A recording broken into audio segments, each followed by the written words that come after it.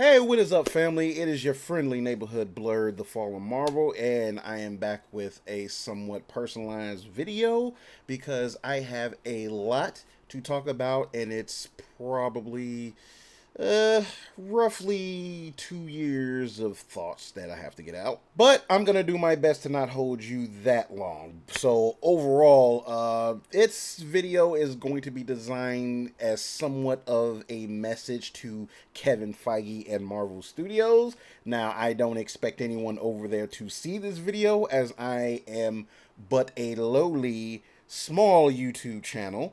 But anyway, as a fan, I just feel the need to be able to get my thoughts and opinions on video and on a platform for everybody to see. So here I am. So, in the wake of the beginning of Phase 5 with Ant-Man and the Wasp Quantumania, which is probably so far the most polarizing project in the current phase, I do want to retrospectively talk about phase 4 and the tons of content that we got in that entire phase, because we've got a combined 7 films and 8 TV shows, with the exception of 2 that I did not see yet. I still have not watched Werewolf by Night, which I heard was good, and of course the Guardians Holiday Special, which I heard was really funny. So I'm not going to include those, but in general, look, we're roughly 15 years into the MCU. So, at any rate, we have to talk about what's going on in the post Endgame era of the MCU. Now, to start off, I want to briefly go through phase 4 and basically talk about things that I liked and didn't like. And then after that, I want to talk about things that I would like them to start doing going forward, because there does need to be some type of reworking with the MCU as we know it. So, without stalling anymore, let's just jump into it. Quick sidebar though. One of the things that hampered a lot of the MCU TV shows were its episode order. And it was kind of crazy that, with the exception of the first one, the rest of them were just relegated to 6 episodes, which I think ended up hurting the overall pacing and structure of the story, because it really felt like they had to constantly hit beats until they finally got to the end. And that's kind of one of the things that really hurt the other shows. So I'm taking that into account as I name off the TV side of the MCU. Again, let's start. 2021 started off with WandaVision. I really liked that show. I thought it was well acted. It was sad at times. It was funny at times. It was crazy at times. It was a wild ride. I enjoyed it, and I think it really hit the tone, the trippy tone it wanted to work with, and kind of throwing back the little nostalgia with the TV stuff. So, but overall, I thought it was a good outing. I thought it was a good way to start the year off. After that, we had Falcon and the Winter Soldier. For the most part, it was good. Part of it was the fact that I feel it was really focusing on like the post Thanos era, like with 5 years of being snapped off and all that stuff, and like I really think it hit on some really important points. Could have been better. It wasn't bad, but I do like the somewhat changing of the guard with these characters and introducing U.S. Agent, along with what's his face, LaFontaine. It was just, I guess, technically Nick Fury's. Well, technically it was an ex-wife. It was his ex-wife in the comics, but this ain't the comics. But at any rate, thought it was a pretty decent show. Next up, Black Widow. Thought it was a pretty decent movie.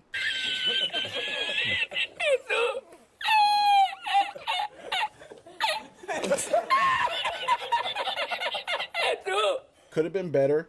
I know a lot of people went into it like thinking it was a waste of time, feeling like the movie should have came out years back, but that's whatever.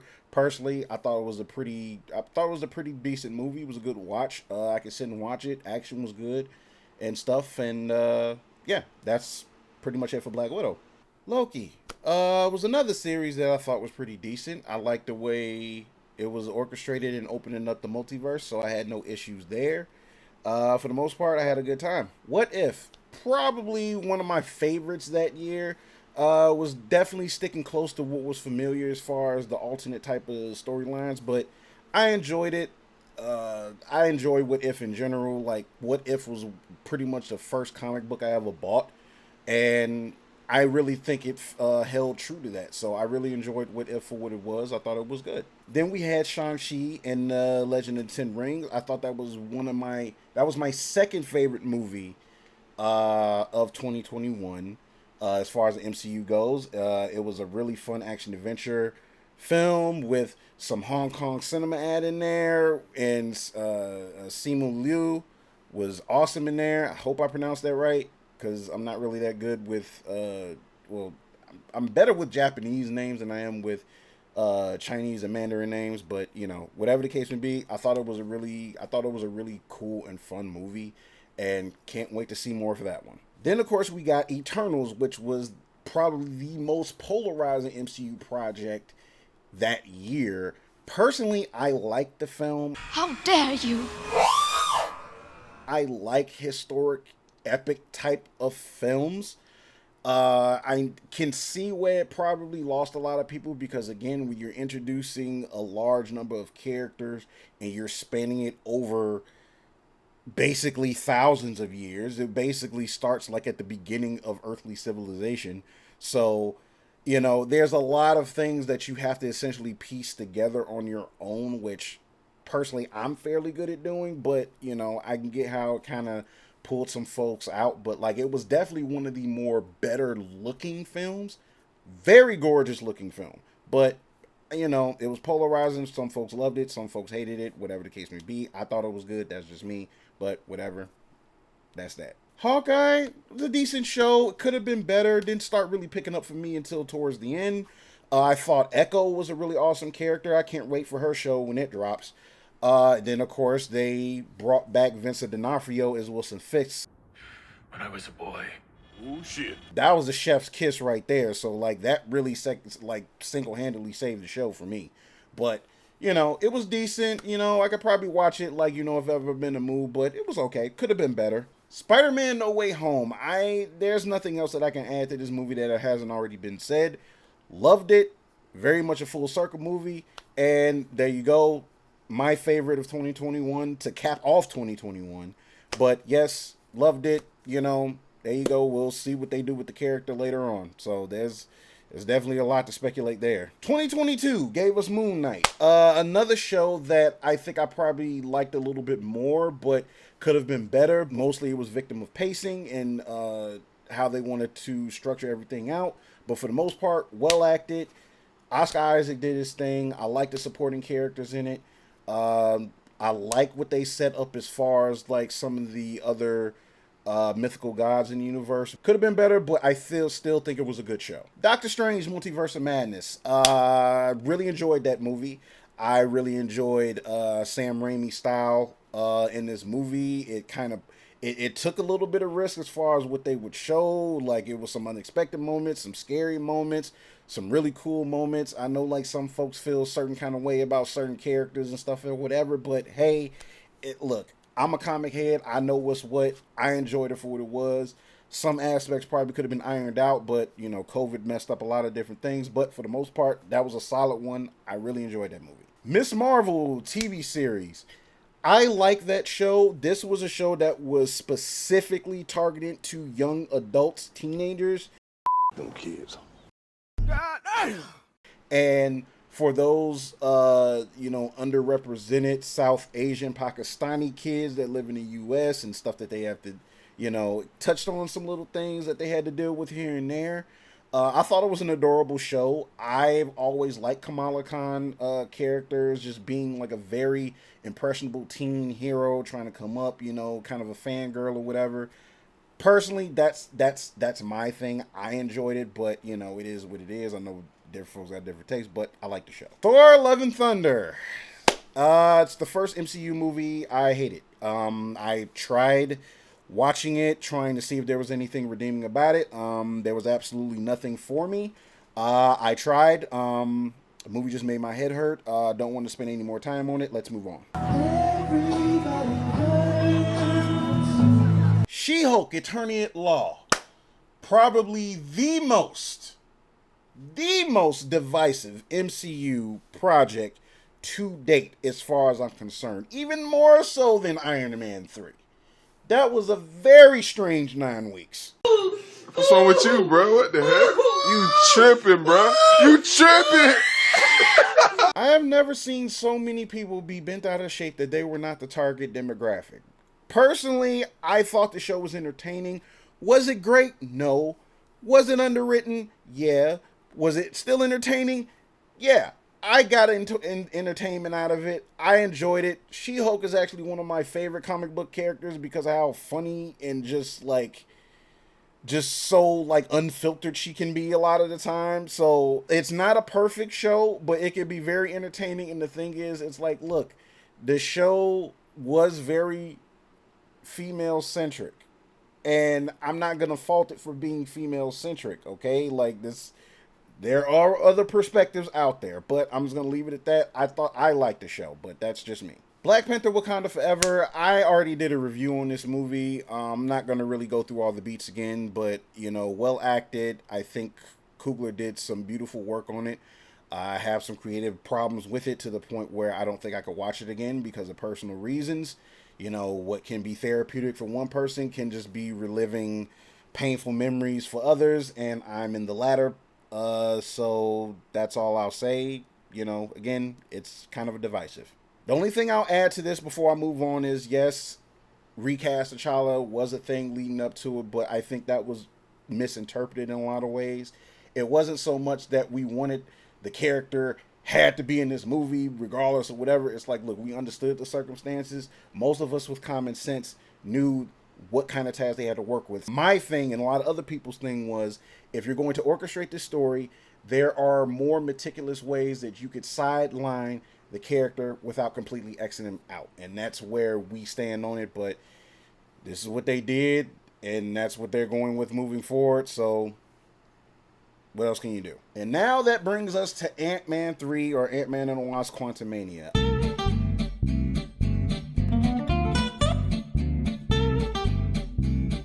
I can only say, for me personally, my expectations going into this movie was like, hey, let's be honest, it's an Ant-Man film. I'm not going to pretend that this is one of their stronger properties or anything like that. Could it possibly be elevated a little bit? I mean, you could say that, but because of the people involved, the story that they are trying to tell makes sense. If anything, watch the movie for Jonathan Majors, because he definitely made the movie for me. Everything else in it wasn't too bad. I mean, I know a lot of people have been going in on the special effects, but again, that's been another issue, which I'll address later. But overall, I was mildly entertained. It could have necessarily been better, but I think out of the 3 Ant-Man movies, this might be the better one as far as like a whole movie. But personally, that's just me. But again, the Ant-Man property isn't exactly like high on the tier list. So that's my general consensus of phase 4 and then leading into phase 5. So, but overall, I want to say that there are just some things that I feel that definitely needs to take place going forward, mainly dealing with however it is that they structure how they do things when they bring on directors and writers and things of that nature. And it really boils down to one specific thing. They have to tighten up the storytelling. Now, the elephant in the room with phase 4 is the fact that this is by far the most content that we have gotten in one single phase. So the thing is, and as far as how I look at it, when you have so many things that you have to sift through, that there are going to be things that folks are going to like more than others and lukewarm with other stuff. And the thing is, you know, receptions have been all over the place the past couple years. Regardless of how I feel, I get why a certain section of the audience are probably either starting to kind of lose interest or just exhausted or whatever.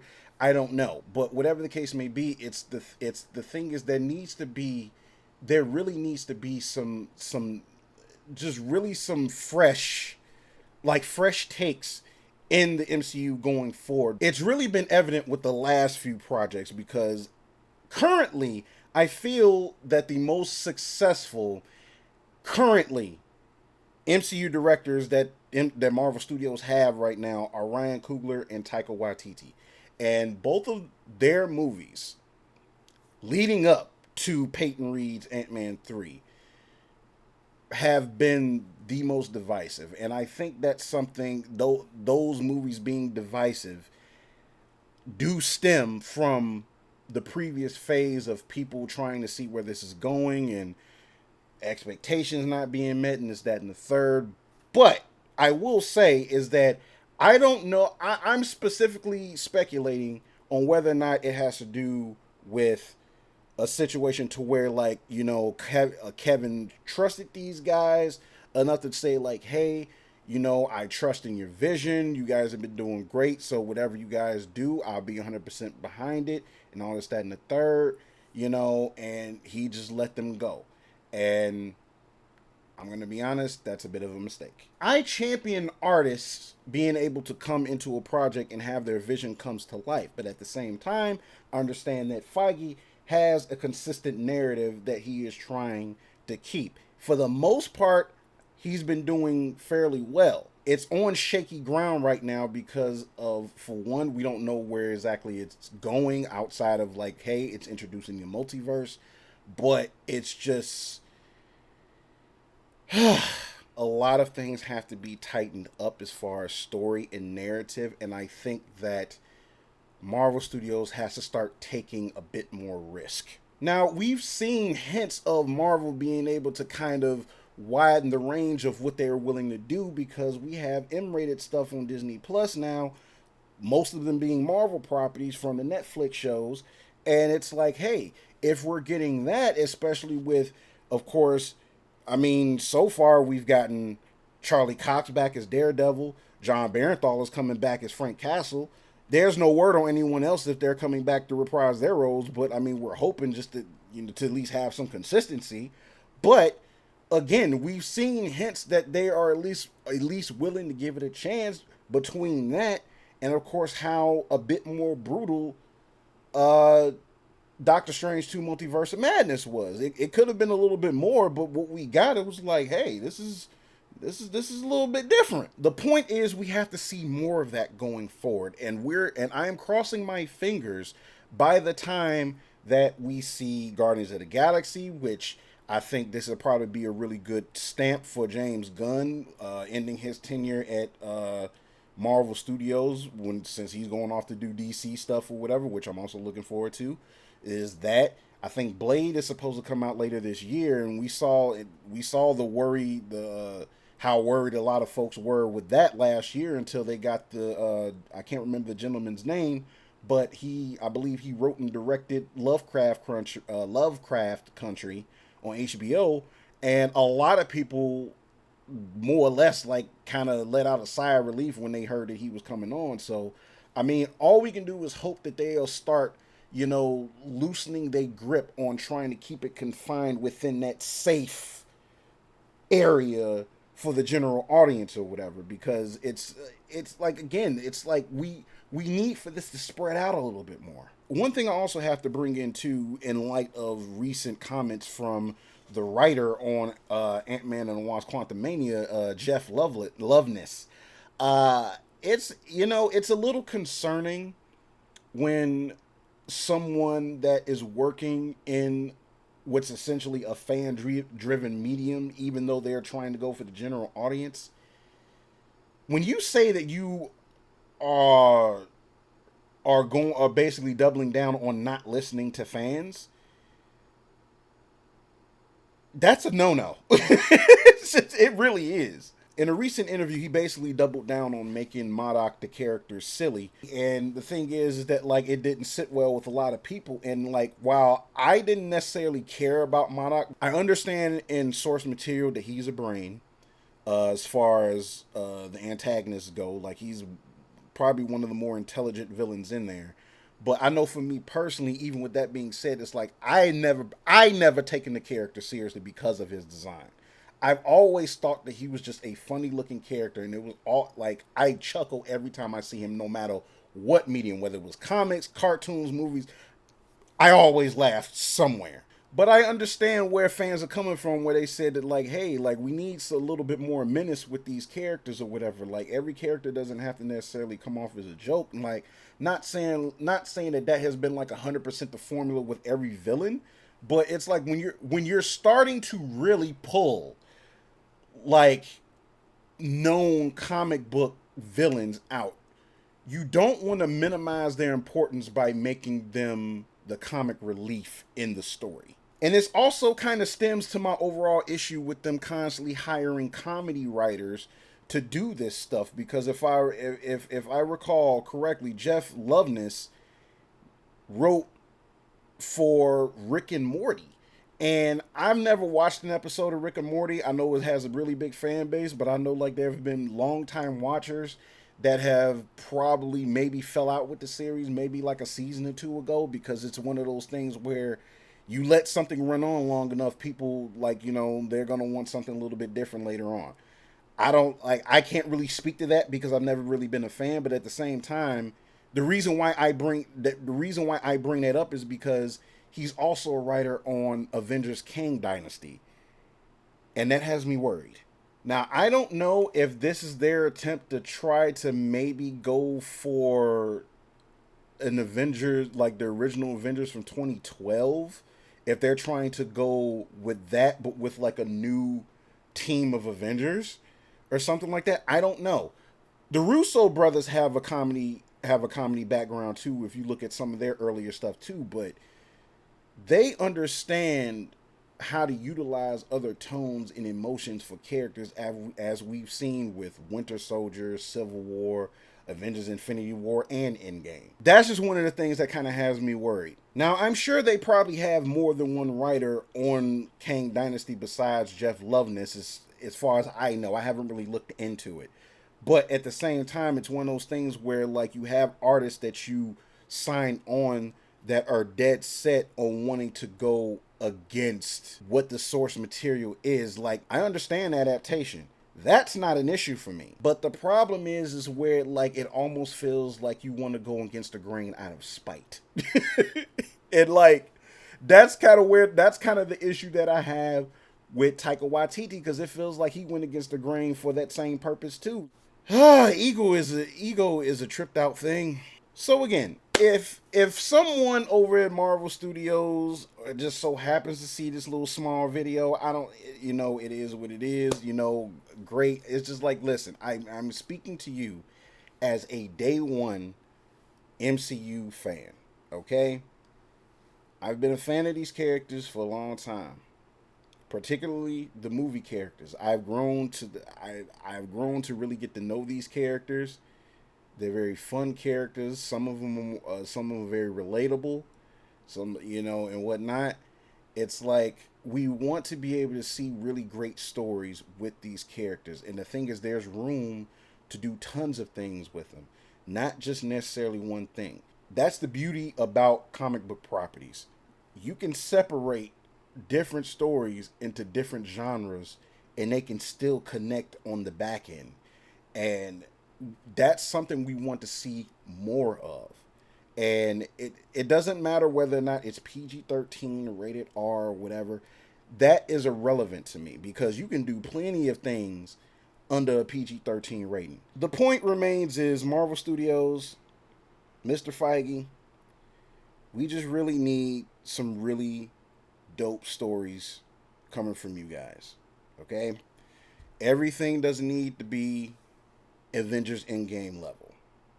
Thing is, if you're expecting that, you would do yourself a disservice if you think that that everything has to be Endgame, because everything can't be Endgame. If everything was Endgame, you wouldn't be excited for Endgame. That's the point. On the same token, we just want some really dope stories from these characters. We just really need that.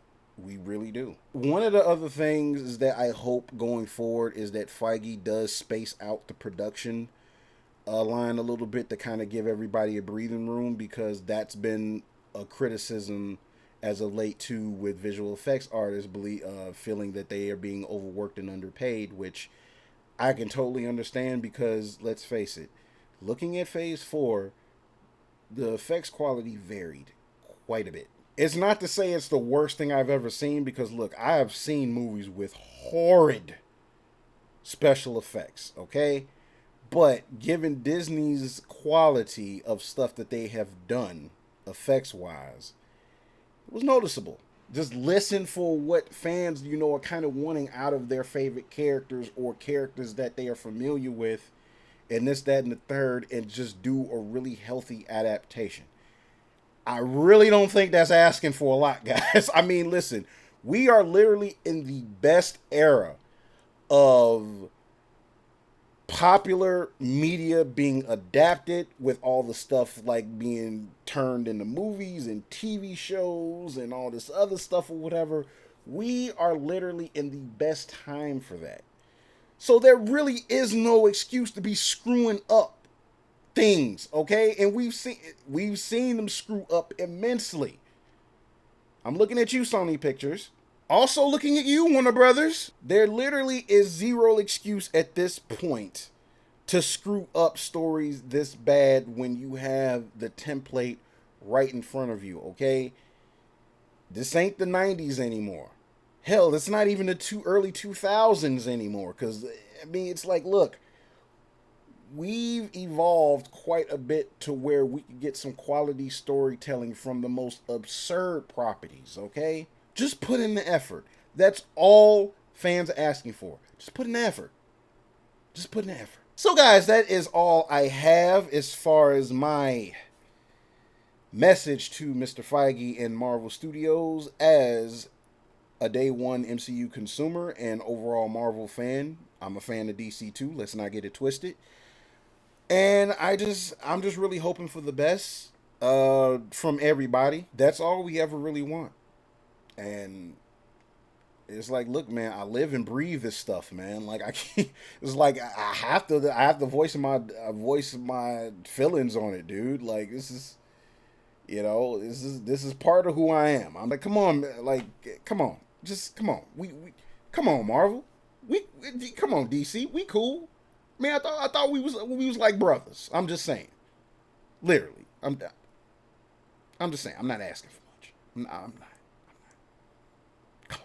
I appreciate every one of you that are subscribed to the channel. Go ahead and leave a comment down below. Whatever you want to do. Share, like, subscribe. All those wonderful things that'll help a brother out. And the next time I see you, I hope you followed my constant advice to go nerd. But nerd responsibly. I know I stumbled over my words. I do that a lot. It happens. All right? So next time I see you guys, have a good one. Deuces.